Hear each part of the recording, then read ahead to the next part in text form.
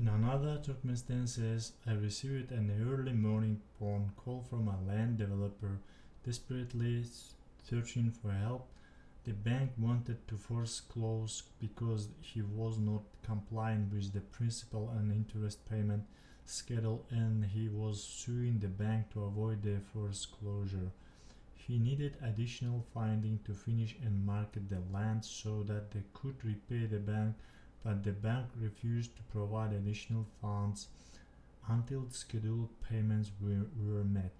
It was a chicken and egg problem with under the capitalization. In the meantime, the project was languishing, the street were beginning to look like wheat fields, and the owners of the few homes that had been built were up in arms as they saw their property values drop.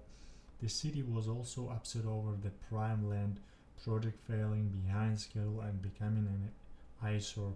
Tens of thousands of dollars in legal costs had already been spent by the bank and the developer, and the case wasn't scheduled to come to court for several months.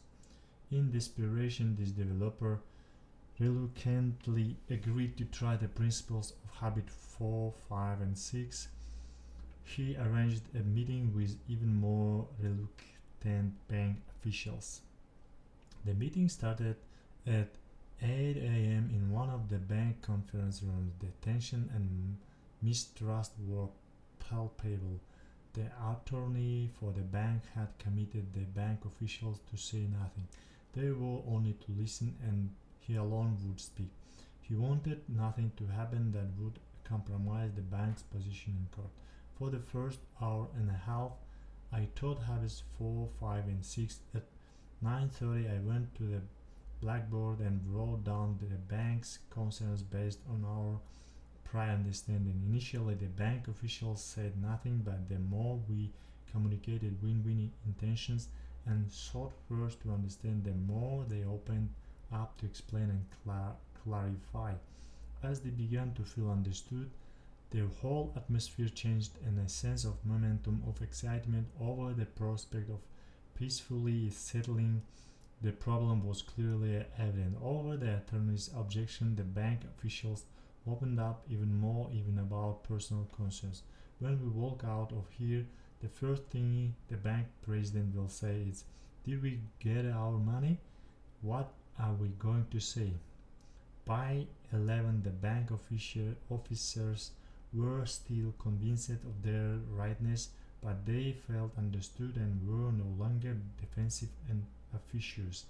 At that point, they were sufficiently open to listen to the developers' concerns, which we wrote down on the other side of the blackboard.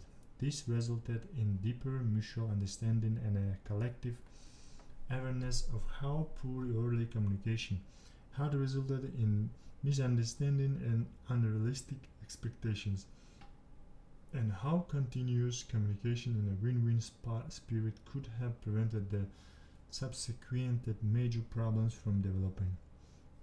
The shared sense of both chronic and acute pain, combined with a sense of genuine progress, kept everyone communicating.